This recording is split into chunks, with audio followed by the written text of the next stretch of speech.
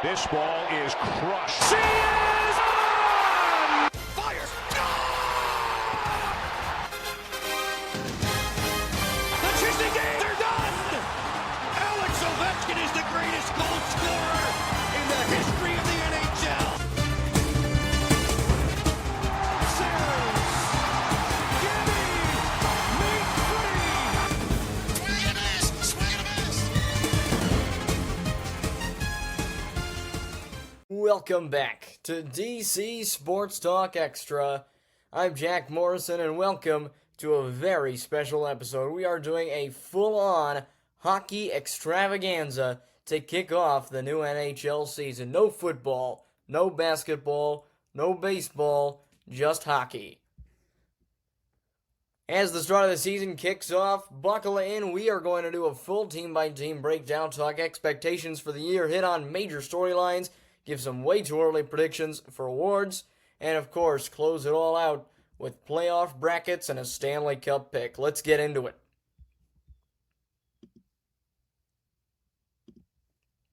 So some big storylines going into the season. First one I've got is Bedard in his second year. Connor Bedard is obviously an electric rookie with high expectations. And with a new era forming in Chicago, the question is, can he push that team into real relevance in this league? They were obviously an afterthought last year. Can they make something happen this year? Maybe finish above 500. It's interesting. It'll be very interesting to see what he can do in Chicago. Question is, with those veterans on that squad like Brody, Nick Foligno, the captain, what can they do and how can they help with this young core of a team in Bedard and Teravainen?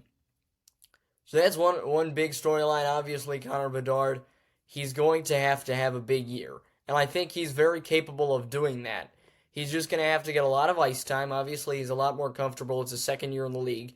It's something that he is capable of doing. The question is, how much can he produce? How much does he have to be willing to carry this team? Going to be a lot of fun to watch that Chicago Blackhawks squad. Secondly, the Pittsburgh Penguins.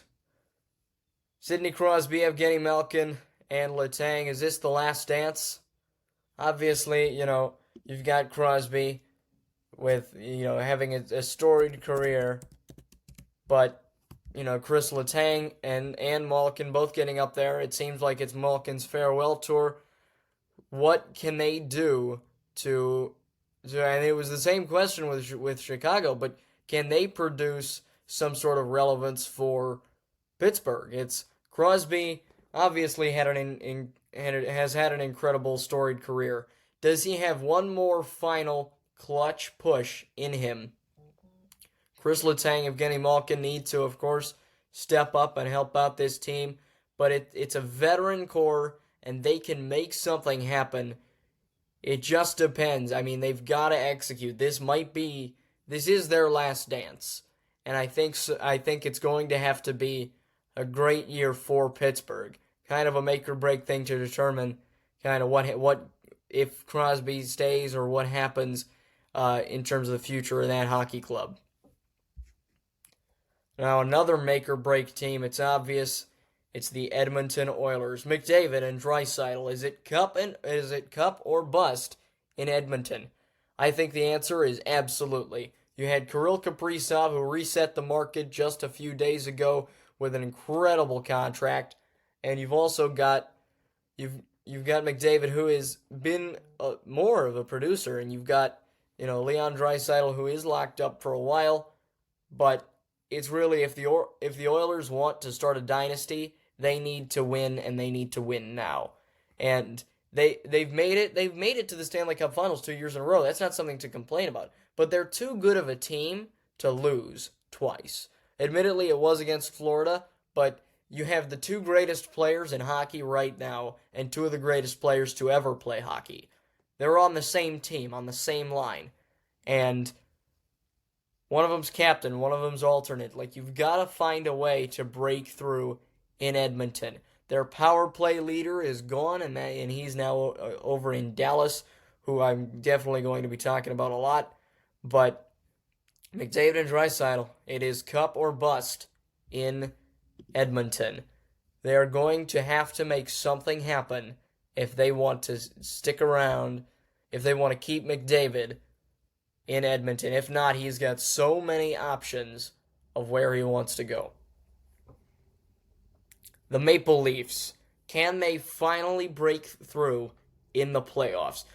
Obviously, losing that core four, obviously, they've had a lot of shaky things happening with that core four. Of course, it was a few years ago. It was Mitch Marner, Mitch Marner, Austin Matthews, John Tavares, and William Nylander. They were like, we're gonna win a Stanley Cup with this core four. Marner is gone. Tavares has not nearly performed as well as he can, and that was why his captain status was revoked and given to Austin Matthews. Matthews has been stellar, but he needs help. And it's not easy to come across because the Leafs just cannot execute in the playoffs.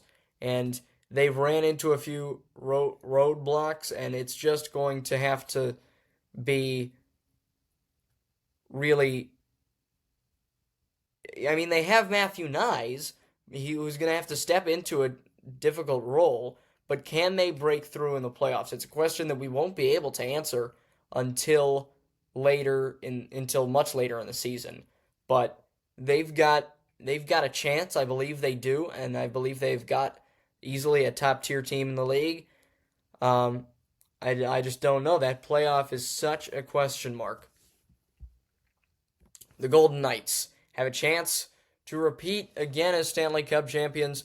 They might be able to really be able to produce something as the Stanley Cup champions like a few years ago.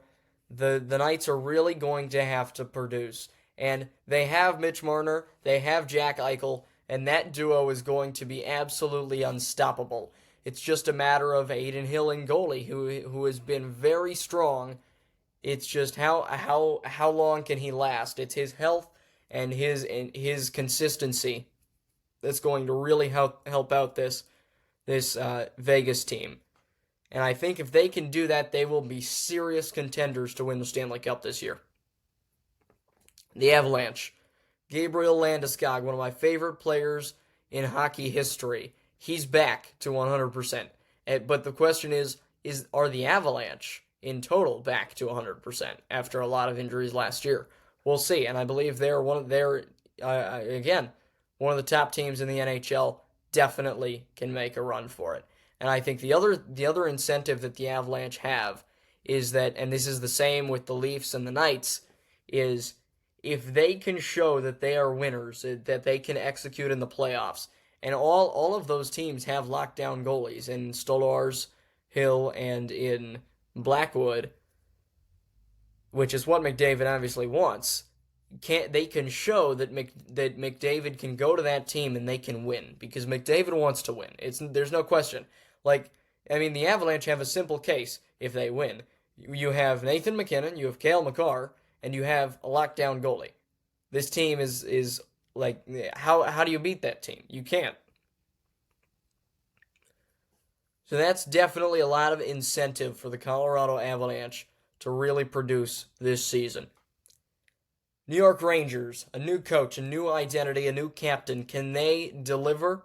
It's a simple question. It just relies on Artemi Panarin's health and just really it's really, a 50-50. I think it's a toss-up.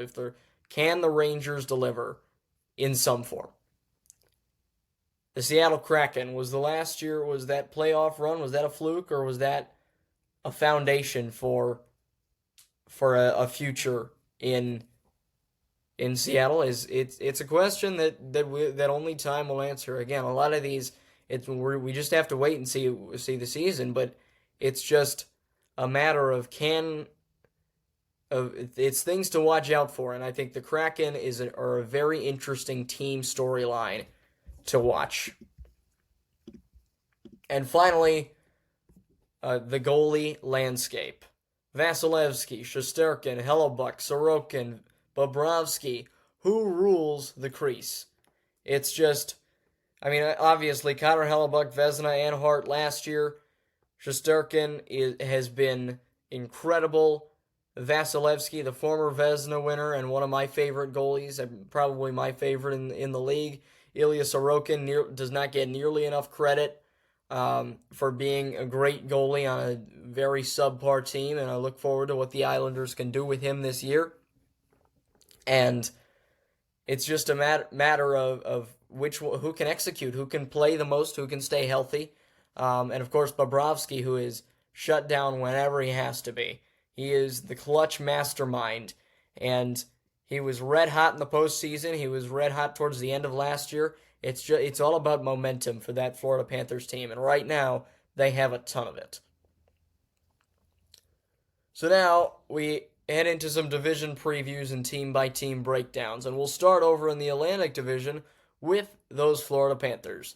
So again, it's the consistency of Bobrovsky and if that momentum, and that momentum has kind of been halted because of the preseason injury to Alexander Barkov, of course, their captain and the man who has been the leader of this Florida team for their 2 Stanley Cup champions. Barkov is likely to miss the entire 2025 and 2026 NHL season. So that's obviously not great for momentum, and it's not great for them as a team because Barkov is easily one of their top players. It's also about the health of Aaron Ekblad, who had a few injuries last year, and it's going to have to be really about if they can keep the momentum and if they can stay healthy and ride the back of Bobrovsky's momentum, because he feeds off of that team feeds off of Bobrovsky. So if they can keep that momentum, I think the Florida Panthers have a very good chance to three-peat. Still in the Atlantic Division, the Toronto Maple Leafs, that depth, that defensive core, I think it's real pressure to execute in the playoffs. It doesn't matter, you don't have to win the Stanley Cup, but you have to get somewhere close. And I think that pressure is really going to contribute because obviously they want McDavid. Everybody wants McDavid. But I think the Leafs really need to, if they get McDavid adding on to the 4 with Nyes obviously replacing Marner, that's going to be some kind of hockey team. Tampa Bay Lightning. I gotta be honest with you. I think the window for a Tampa Bay Lightning Stanley Cup is closing. I think, Kucherov is still, of course, a top performer, but Jake Gensel had a down year last year. Braden Point is obviously stellar, but Victor Hedman, he's getting older, and he is a core part of that defense. It's going to have to be a time for the Lightning to execute, and I think if they want to win and make a deep run into the playoffs, they have to do 2 things. One is figure out how to beat Edmonton. They can, and they have to, not Edmonton, Florida. They have to figure out how to beat Florida, and they can do it. They have the talent, they have the coaching, they have the power play unit, but it's hard to beat the Florida Panthers. That's just a fact. And if they can figure out how to do that, they will be contenders. But if they can't, it's going to be very difficult. The other thing is the health of Andrei Vasilevsky. If he stays healthy and he performs like we saw him in 2018 when he won the Vezina, he is capable of being the best goaltender in this league if he isn't already. And if those 2 things happen for the Tampa Bay Lightning, I think they're also serious contenders to win it. Boston Bruins. It's a matter of life after Bergeron and Marchand. It's going to, they're playing with Pastrnak, who's going to have to really carry the team on his back, and with Lindholm and just with Swayman, obviously Ullmark is gone, so you're going to have to, it's just a matter of seeing. This season, I think, for the Bruins is experimental. They're going to see what this team is about, and they're going to see what they can do without Marchand and with Pastrnak really being the leader of that squad.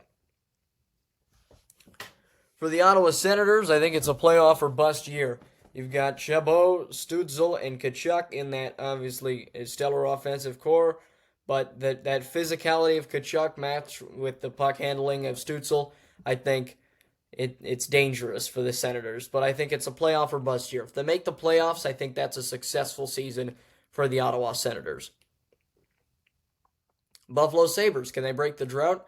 They've got Rasmus Dahlin and Tage Thompson, two players I'm very excited about, but the Sabres still have to wait. This is not their year to make the playoffs, and if they do, it'll be a surprise. But I mean, they have some talent.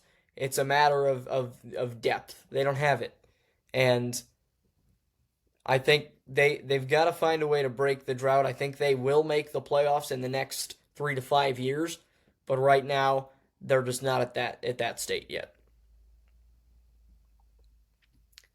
The Detroit Red Wings, Steve Yzerman's plan.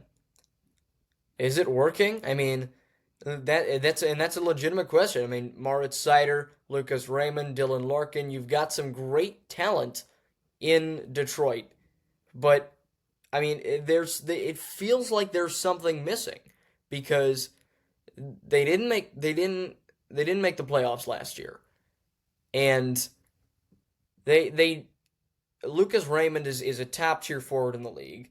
Dylan Larkin is just doing Dylan Larkin things. Had a great year last year. Moritz Seider continues to produce at a level that we know he's capable of doing, and we know that he can be more capable of doing. But is that plan of keeping Larkin and Raymond and building the defense around Seider, it might be time to revisit that idea. The Montreal Canadiens, it's the rebuild timeline that's really important this year. You've got Nick Suzuki and Cole Caulfield, who I believe are probably a top 5 duo in the league. And you've got Ivan Demidov, who if you've ever seen play, you know what this kid's got. It's astonishing to watch him handle the puck. And what he can do, I think he's dangerous and will be a serious contender for the Calder Trophy this year. But really, I mean, it's the rebuild. I think is where they want it to be right now with Lane Hudson and having guys in their system that can produce. And I think obviously they made the playoffs last year. Suzuki got hurt, but I think if they can stay healthy, they've got a lot of room to work with. So that's it for the Atlantic Division. Now let's move over to the Metropolitan Division. So, first off, Carolina Hurricanes, defensive juggernaut, obviously with all the depth they have on both sides of the puck, and of course Frederik Andersen, a favorite goalie of mine. I just don't think I mean obviously Florida took care of them last year in 5, and I think Carolina has resources, and they have Sebastian Aho, they have Andrei Svechnikov, who I think is going to have a great season this year, after an even better one last year. It's really just, I mean, I don't think they have enough to beat Florida because it's hard to have enough to beat Florida. And I think this year, I think they head out in the second round of the playoffs. And I think in the conference finals, the Lightning get there and last longer than the Hurricanes would. For the Devils, is this Nico Hischier's last dance? No, I don't think so. I think he's got a lot of room to work with, and he's definitely going to have to continue producing on the offensive side, but he's a great two-way forward, and I love watching him. The other thing is Jack Hughes. Do we see a Hart Trophy season incoming? I think he's capable of doing it, and I love watching him play. I saw him live a few times last year, and boy is he good. But he's got some competition, but I think he can make a case for the Hart Trophy if he produces just a bit better than he did last year. For the New York Rangers, they've got JT Miller injured and Adam Fox, who's at an incredible training camp. It's just a matter of Panarin and Miller if they can stay healthy. That Rangers team has a new identity, as I said earlier, and I think they're in an interesting season. It's a season to see to evaluate things and see what they're all about. For the Penguins, again, Erik Karlsson, Chris Letang, Evgeny Malkin. I wouldn't say they're necessarily contenders, but if they wanted to make a run, it would be now, because they want to keep Crosby around. They want to keep these. I mean, they have a very aging core, and I think if they want to make a run, it's better to do it sooner rather than later. Now, for our hometown squad, the Washington Capitals, Alex Ovechkin, obviously still the leader of this squad, but I really like this young core. If we get one guy to watch, I think, on that team is Ilya Protas. I think if he can produce on the same level that his brother did last year, we saw him be a juggernaut, Alexei Protas. Last year, it's just Ilya Protas has shown so much of what he can do. And this young group, Andrew Crystal, Hendrix Lapierre, and these guys that have incredible shots and incredible awareness on the ice, I really look forward to watching these young guys break out. It might not be this year. They might not go deep this year. I think they will make the playoffs. I don't think they'll go deep into the playoffs, but the Capitals are at a great spot. Yes, Ovechkin is going to retire soon. But that's not good. It's just not good for the Washington Capitals. But I think the team has a lot of young guys that they can continue to work with and potentially have a deep playoff run sometime in the next few years. Islanders. Again, obviously Matthew Schaefer, my favorite player in that draft class, goes number 1 overall to New York. Him paired with Ilya Sorokin, that's going to be a very tough team to score against. And in a division where you've got a lot of defensive strength, the Islanders are definitely, I think, a top tier one on that. With the Islanders in their rebuild, I think they're in a great spot in their rebuild as well. They're a very underrated team in the NHL, and I think this is a year for them to fly under the radar and still be a very good hockey team. The Philadelphia Flyers, everyone is circling around one name, and that's Matvei Michkov. We know what he can do. We know what he's capable of. An incredible young player. 2023, 7th overall draft pick. This guy is legit. And I think this is a season where we see him really break out, and we see him become one of the top forwards in this league. I think the Philadelphia Flyers, if they can continue that rebuild around Matvei Michkov, they will not stay stuck in the mud like they have. They will continue to push forward and definitely have a window at the Cup soon. With the Columbus Blue Jackets, they've got the fallout from Fontilli. They've got Zach Werenski in the final years of his contract. It's the Blue Jackets, I would not say, are in a Stanley Cup window. But it's really, they've got their superstar, Zach Werenski, and they're at an interesting spot in their rebuild. It's a time to evaluate, and it's a time to see what they need. Moving on into the Central Division now for the Colorado Avalanche, one of my favorites to win the Stanley Cup, but it's really about the depth after Gabriel Landeskog comes back. The forward depth, I think, is something that isn't talked about enough with that Colorado team. You've got Martin Necas, you've got Jack Drury, and of course, McKinnon and Landeskog up there. You've got Arturi Lankinen. But I mean, the bottom line forwards, the bottom six forwards on that team, I don't think are enough to make a deep run into the Stanley Cup. I mean, you see the Florida Panthers, they've got Brad Marchand on their third line. No other team in the league would have Brad Marchand on their third line. It's just about the depth for the Colorado Avalanche. And if they can make, what I think is going to happen in Colorado is if they start out hot, they're going to make a trade for some more forward depth. And if they can do that, that's going to make them serious contenders this year.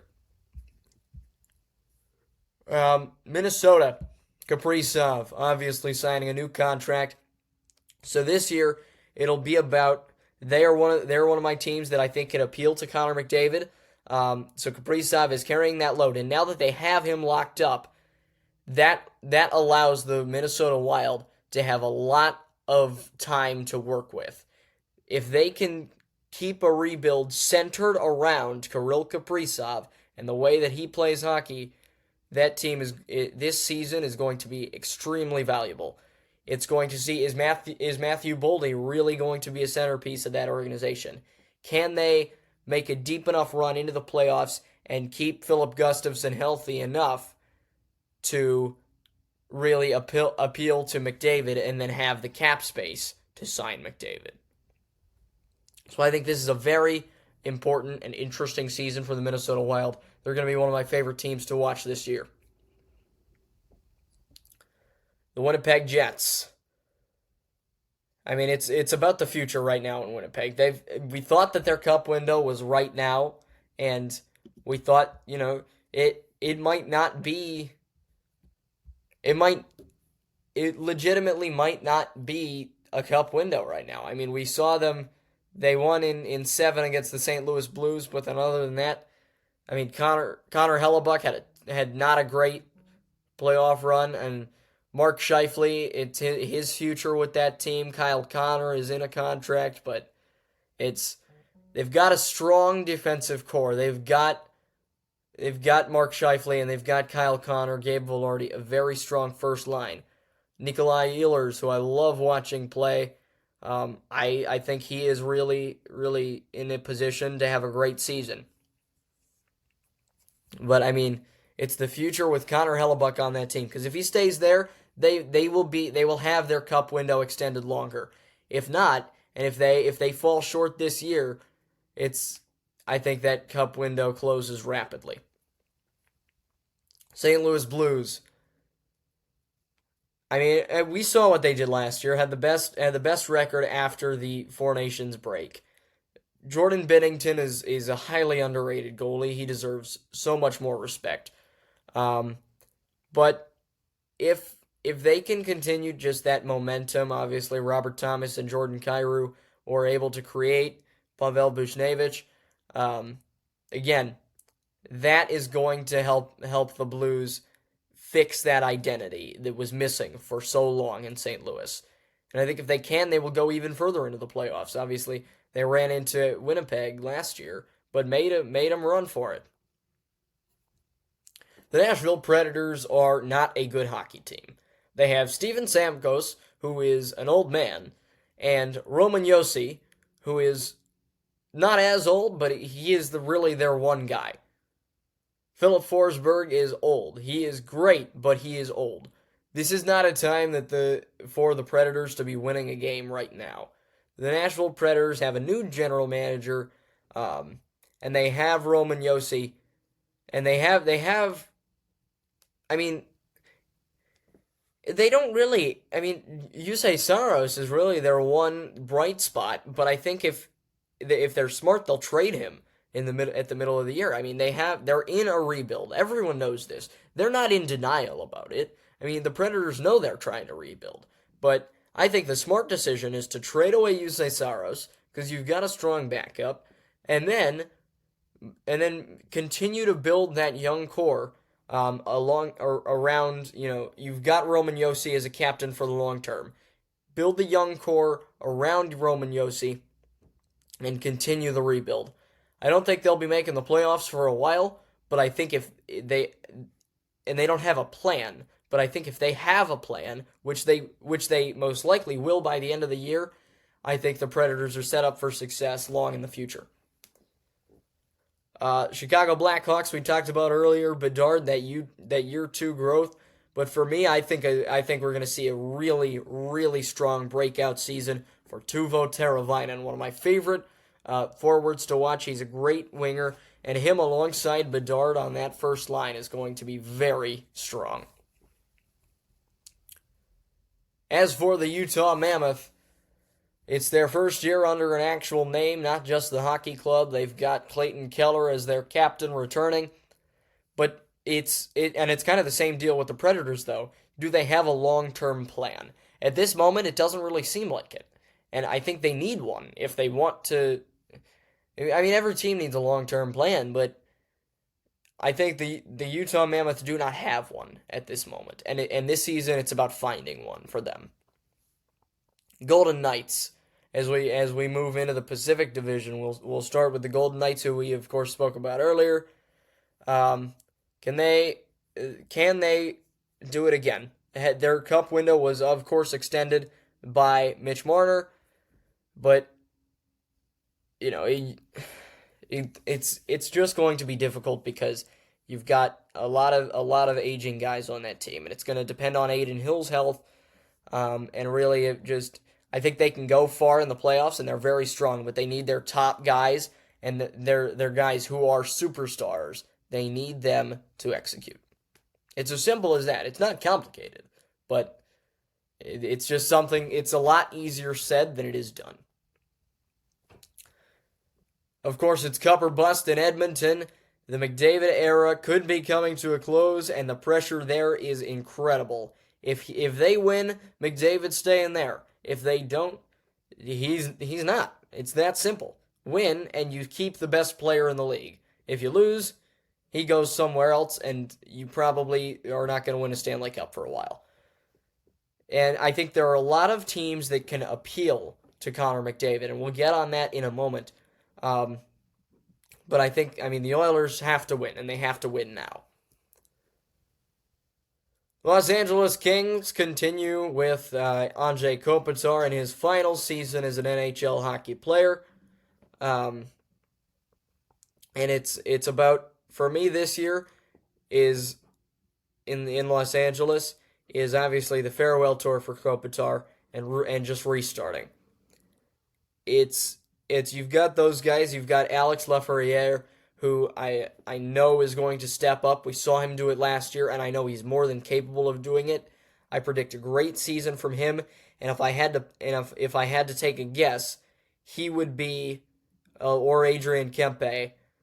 Either Lafreniere or Kempe will be named the next captain of the Los Angeles Kings. The Seattle Kraken. Is their depth over stars strategy, is that sustainable? You've got a lockdown goalie in Joey Zakord, but it's a question that everybody is trying to do. It's finding their identity in this 2025 to 2026 season. And the Kraken, new team, but they've got a lot to figure out. And I think with a lot of teams that one of those questions is their goalie situation. One thing that the Kraken has figured out is their goalie situation, which is good. For the Calgary Flames, is this year a rebound year or is it a rebuild year? They've got those veterans. They've got Dustin Wolf on a long contract now, so they've got a lockdown goalie for a few more years.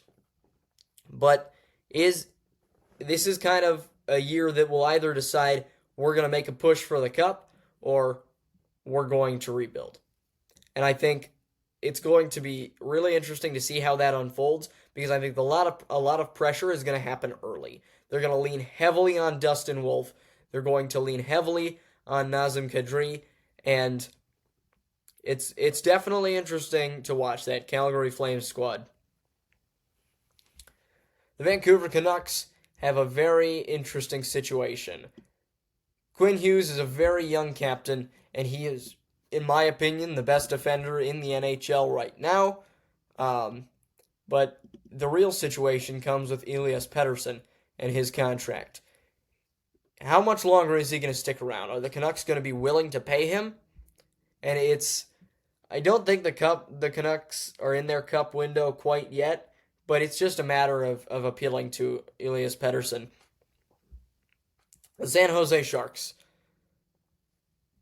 I mean, it's hard to put this lightly, but I think they are the worst team in hockey right now. And for that, and it's because they don't have defense. They have Macklin Celebrini, who is, I mean, he is amazing. Don't get me wrong. And you've got Tyler Toffoli, who is going to prove a lot of strength in that forward spot for years to come. And you've got Will Smith, not the comedian or actor, the hockey player. He is definitely going to have, Will Smith is going to have a great year if the Sharks want to lose that title of worst team in hockey. Anaheim Ducks, the youth movement of involving a lot of these guys, and they traded for Trevor Zegras again, having a lot of young guys and trying to become contenders soon. And you've got Troy Terry, you've got guys that can really be weapons soon. And the Ducks, it shouldn't be their priority to lose, but I think the Ducks are a strong contender to take Gavin McKenna, which leads into my next point, and that is McDavid landing spots. If the Oilers don't win, which I think is possible, it's a matter of which team is Connor McDavid going to go to. This is like the situation with where's Shohei going from LA, from the Angels, and he ended up staying in LA, but to the Dodgers. Connor McDavid, where's he going? And I have a few answers for this. Either he's going back to Edmonton, but that's only if they win. So if they don't win, here are my spots for Connor McDavid. First off is the Toronto Maple Leafs. I touched on this earlier, but they have a strong, they had that core four, and McDavid only makes it stronger. It's just a matter of, it's the same problem that Edmonton has. They can't execute in the playoffs. So if Toronto can prove that, or if one of those teams can prove that, he'll be ending up with one of those teams.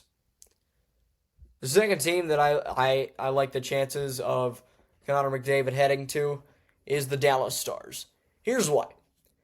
You liked playing with Leon Draisaitl? How about playing with Mikko Rantanen? You liked having Glenn Guludzon run your power play as you led the league in power play goals 3 years in a row? Well, guess who's our new head coach? Glenn Guludzon. Want to get away from the cold in Edmonton? Move to Dallas. People love you here. People are really enthusiastic about this team. You want to play with somebody who is a leader and you don't want to have guys looking at you for leadership? Well, guess what? We've got Jamie Benn, the greatest leader in the NHL right now, aside from Ovechkin, probably, in my opinion. So I think the Stars have a very good shot at McDavid. The Colorado Avalanche. Who wouldn't want to play with McKinnon and Makar? Simple. You've got Landeskog, who's also a great leader, and you've got fans who want to see another cup. And McDavid will extend that window for the cup. I think the Avalanche have a team that's a contender right now. They probably have the longest window to win the Stanley Cup. And I think that if they sign McDavid, that window's just going to go crazy. So I think they have a very strong case. Then, of course, there's the Minnesota Wild. Kirill Kaprizov. Long-term deal. If you want to win and you want to have a chance to win for a while, you've got one of the best players in hockey staying there for 8 years. You've got a young core and some veterans on that squad. It's hard not to want to go to the Minnesota Wild if you're McDavid.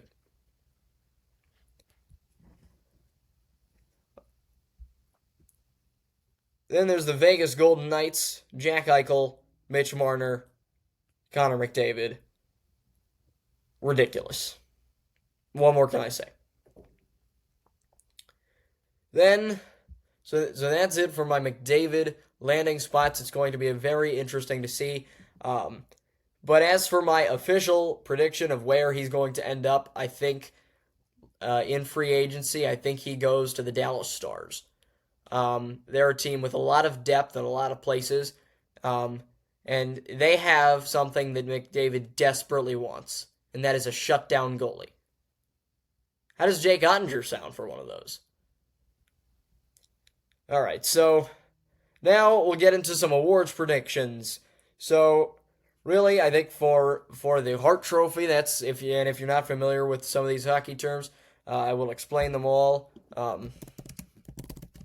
So first off, the Hart Trophy, of course, is the most valuable player, just the MVP award for the NHL. So that, I think the favorite is Kirill Kaprizov. I think Kaprizov has really shown what he can do. The Wild made a bunch of offseason moves. They have him in for a while, and I think if he can really, I think he's a favorite to win the Hart. Again, another favorite for me is McDavid, because he's McDavid, and Quinn Hughes, who is, again, my favorite defenseman. I think he's the best defenseman in the NHL. So I'd love to see Quinn Hughes win a well-deserved Hart Trophy. The Art Ross, I think it's McDavid, an automatic one. The Art Ross Trophy is most points in the NHL, so that's goals plus assists. But I think a sleeper pick, you've got, there are a few of them. I think Kucherov is definitely one. I think Kaprizov, not as much of a sleeper, but he's definitely a contender. And David Pastrnak, because he will be doing everything for that Boston Bruins team. He's got a chance. The next one is the Maurice Rocket Richard Trophy. That's most goals in the NHL. Simple. I think a contender for that one is Austin Matthews. Obviously, he's been stellar, and he's going to have to take on more of a role in that offense, obviously, without Mitch Marner being there. So I like his chances to win that. Other guys I like, McDavid, Pastrnak, and Rantanen chances for that one. The Norris Trophy is given to the best defender in the league, and I think that my vote there is going to be Quinn Hughes. But I think a guy who's got a chance, obviously, Cale Makar, who won last year, Adam Fox, who's going to have a great year in New York, I'm sure of it, and Miro Heiskanen, a guy who I really like over in Dallas, and if he keeps producing at the level that he has, he's definitely going to be a favorite for that. The Vezina Trophy, simple, best goalie in the league. As much as I want to see an Andrei Vasilevsky bounce back, I don't think it's going to happen. I think this year the Vezina Trophy is going to go to Sergei Bobrovsky. It's long overdue. I mean, he's definitely got the capabilities to do it, and I think he's Sergei Bobrovsky. He's great. He feeds off of the Florida Panthers, the rest of that team, and the momentum in Florida, as I said earlier, higher than ever. So I think he is my favorite to win the Vezina. If not, it's going to be Sorokin, Shesterkin, or Hellebuck. The Calder Trophy is given annually to the best rookie of the year. I mean, I think this one's plain and simple going to be Ivan Demidov. He is electric. What else do I say? If not him, I think it might be Matthew Schaefer or Michael Misa, two young guys selected in the top of that draft class, who I like. The Jack Adams Trophy is the best coach in the league, and I think honestly, this year it might go to Paul Maurice, who has had a lot of impact, and if he can win that three-peat, it's gonna be he will be a shoo-in for the Jack Adams. If not, Spencer Carberry of the Capitals, Glenn Gulutzon in his first year with Dallas. Even though last year I wanted Pete DeBoer to do it. Obviously he's gone now, but we'll see. So in the East, for the playoff and Cup predictions, I think in the Eastern Conference it's going to be the Florida Panthers, who will take on the Toronto Maple Leafs in the conference final. I think the Panthers win that one in 6. And then in the East, I think it'll be the Edmonton Oilers and the Dallas Stars going at it in the conference final, and I think the Stars take that in 7. Then for the Stars and Panthers Stanley Cup final, my guess is that the Panthers take that one in 7 games as well. So the Florida Panthers are my picks for my pick for the Stanley Cup. As for some playoff misses, I think as much as I want the Montreal Canadiens, I think the Montreal Canadiens will be a surprise team to make the playoff. They made it last year. I think they can do it again. I think, for me, I do not think the Boston Bruins will be making the playoffs this year, having done it for the last 2. I don't think that's going to. It's not going to be their year to make the playoffs. A team that is going to make it again that did last year after a surprise run is going to be the St. Louis Blues, and I think they'll go deeper into the playoffs than they did last year after getting first rounded. Some other things that we of course have to cover. The interesting, a lot of new changes in the NHL have been made to jerseys.